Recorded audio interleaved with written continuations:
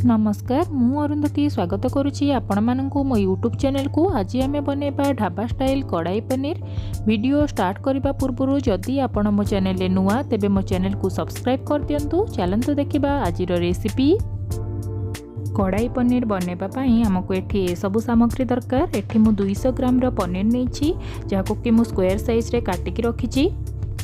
एठी मु गोटे पियाज को काटिकी एमती खोलिकी नेछि। कैप्सिकम को एमती क्यूब साइज रे काटिकी नेछि। दुईटी बड़ पियाज एवं दुईटी बड़ टमाटो को एठी मु छोट छोट करिकी काटिकी रखिछि। 1 टेबल स्पून अदा रसुण पेस्ट, गोटे दालचीनी और गोटे कला गुजराती की एठी नेछि। सुखा मसला भितर 1 टेबल स्पून हळदी गुंड, 1 टेबल स्पून लंका गुंड, 1 टेबल स्पून धनिया गुंड, आवश्यक अनुसार लुण नेछि। कड़ाई पनीर बनैबा पई कड़ाई मसला निहाती दरकार। 1/2 टेबल स्पून धनिया मंजी, 1/2 टेबल स्पून जीरा, 1/2 टेबल स्पून गोलमरीच, 4टी सुखिला लंका, 2टी गुजराती को नेछि। जेहेतु मो पाखरे पान मधुरी अवेलेबल नाही मु एठी नेइनी, आपण माने चाहिले पान मधुरी भी नै पारिबे। एथिरे बहुत भल फ्लेवर आसी थाए। एठी मु बटर यूज करछि, अल्प किछि रिफाइन तेल नेछि। आपण चाहिले घियो रे मध्ये बनै पारिबे। कड़ाई पनीर बनैबा पई प्रथमे हमें कड़ाई मसला को रेडी करिबा। एठी मु गोटे पैन नेछि। पैन टी अल्प ताती जिबा परे कड़ाई मसला गुडी को सेतिरे पके देछि। गैस रो फ्लेम को लो रखिबा। मने रखिबे आको आपण बेसी समय चलेबेनी। एबे मोर 2 मिनिट होई जाइछि। बहुत भलो बास्ना भी आसुछि। गैस रो फ्लेम को ऑफ कर देबा। आको ठंडा हबा पर्यंत छाड़ी देबा। ठंडा हो जाबा परे गोटे ब्लेंडिंग जार नबा। गुडी को भलो भाबरे ग्राइंड कर दबा।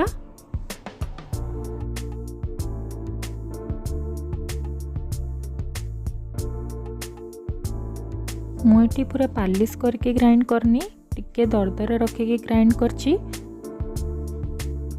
एबे मोर कड़ाई मसला एठी रेडी हो जाइछि। नेक्स्ट प्रोसेस को जिबा। एबे हमें गोटे करेई नबा। करेईटी ताती जिबा परे एथिरे हमें दे दबा बटर। बटर को मेल्ट हबा पर्यंत छाड़ी देबा। एबे सेथिरे काटिक रखितिबा पियाज और कैप्सिकम को पके दबा। पियाज और कैप्सिकम को भी बेसी समय भाजीबानी, 2 रु 3 मिनिट पर्यंत भाजीबा। पियाज और कैप्सिकम एटी क्रंची थिले पाटी को खाइबा पय बहुत भल लागि थाए।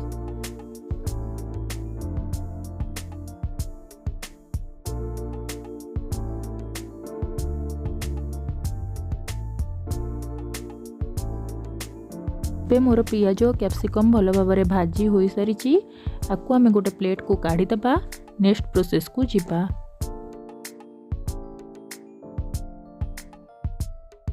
एबे से सेम करेई रे आम 2 टेबल स्पून रिफाइन ऑयल दे दबा। सेथिरे दालचीनी एवं कला गुजराती को पके दबा।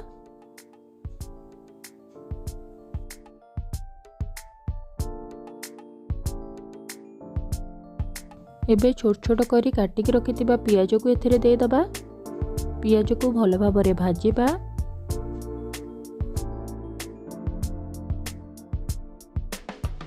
पियाज को आमे 5 रु 7 मिनिट पर्यंत भल भाव में चलेबा।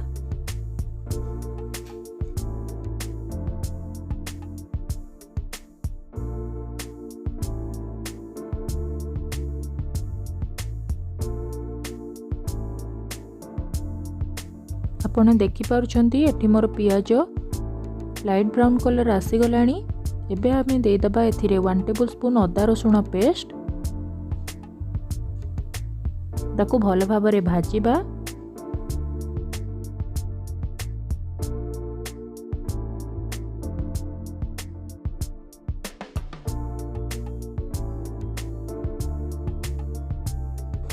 अदा रसुण रो कंचा गंध जीवा पर्यंत आको आमे भाजीबा।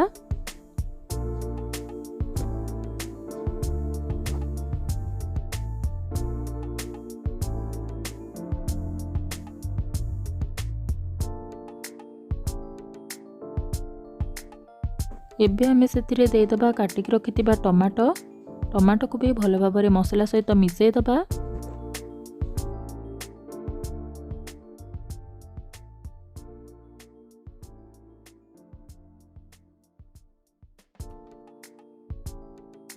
मोर टमाटो भल भाव में हो गलानी। एबे एथिरे आमे दे दबा हाफ टेबल स्पून हळदी गुंड, हाफ टेबल स्पून लंका गुंड, हाफ टेबल स्पून धनिया गुंड, आवश्यक अनुसार लुण।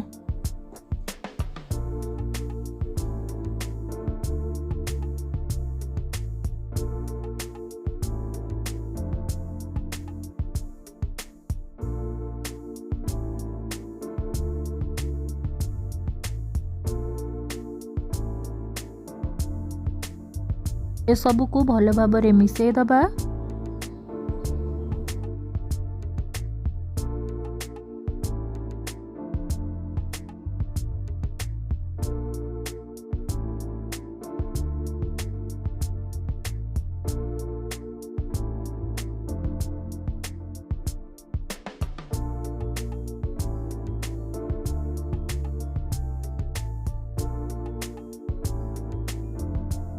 एबे आमे एथिरे दे दबा 1/2 टेबल स्पून कड़ाई मसला। ताको भल भाव में मिक्स कर देबा।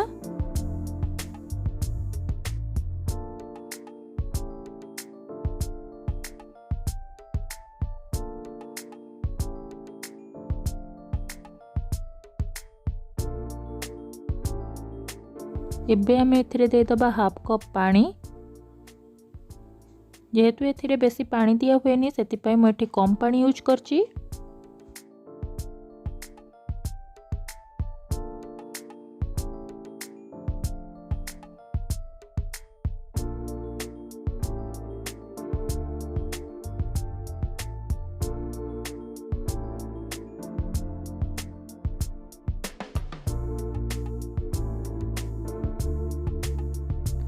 एबे भाजिक रखिथिबा पियाज एवं कैप्सिकम को एथिरे दे दबा। ताको भल भाव में मसला सहित मिक्स कर देबा।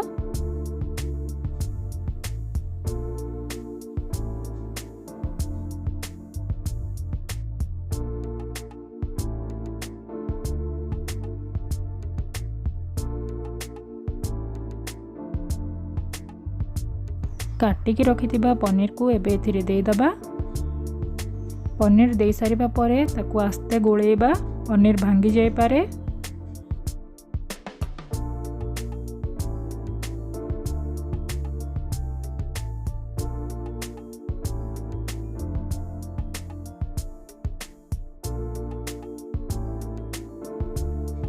पनीर दे सारिबा परे आकु 2 ରୁ 3 मिनिट कवर करके छाड़ी देबा।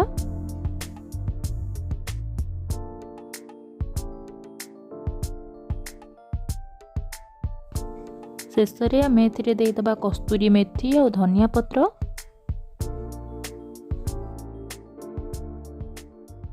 एठी धनिया पत्र ऑप्शनल, आपण चाहिले देई परिबे नहले स्किप मध्य करि परिबे। एही रेसिपी को आपण नान किंबा परोटा सहित खाई परिबे, बहुत भल लागिबो। एबे गैस रो फ्लेम को ऑफ कर दबा। ताकू गोटे सर्विंग प्लेट को काढी दबा। इठी मोर परफेक्ट ढाबा स्टाइल कड़ाई पनीर रेडी हो जाइए खाइबा पाई। बहुत सुंदर कलर भी देखा जाउची। एही रेसिपी को आपण माने घरे बने निश्चित ट्राए करंतु। आपण मानकर एक्सपीरियंस मोर कमेंट सेक्शन माध्यम रे मो सह शेयर करंतु। आशा करुछि आजिर रेसिपीटी आपण मानकु निहाती भल लागिथिबो। जदि आजिर रेसिपीटी भल लागिथाए तेबे याकु लाइक करंतु, शेयर करंतु, सब्सक्राइब करंतु। पाखरे थिबा बेल आइकन को प्रेस करि दियंतु, जहा फल रे मु दउतिबा प्रत्येकटी वीडियो आपण सर्वप्रथमे पाई परिबे। Thank you.